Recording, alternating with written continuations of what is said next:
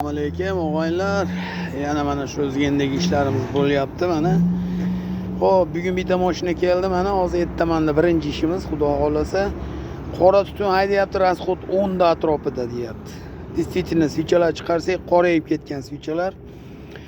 Svichani rangi ikki xil ishlayapti. Bunday bilib qo'yasiz. Svichani mo tomoni, masalan, uchida mo tomoni boshqacha rang, mono tomoni boshqacha rang bo'lib ishlayotgan bo'lsa, bunday uchiga qaraganingizda ikki tomoni ikki xil rang. Bilib qo'yingki, svichalar klapanlaringiz bir tomoni qisiq degani. Karbyuratoringiz zo'r bo'lsa ham расходingiz tushmaydi, mashina og'irroq ishlaydi, motor tekis turmaydi, mana shu likillab turib, endi ertamanda yurgizganingizda go'shtingizdan pot qilib otib turadi. Ana shundan bilib qo'yasiz, klapan qisiq. Xo'p, bunda hozir mana karbyurator to'liq обновление bo'ladi, xudo xolasa.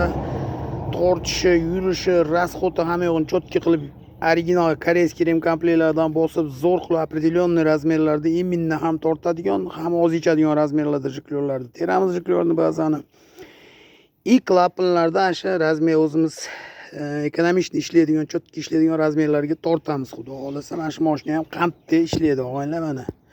Shunaqa ishlar bo'lyapti. Xizmatlar bo'lsa telefon qilaverasizlar, xudo xolasa.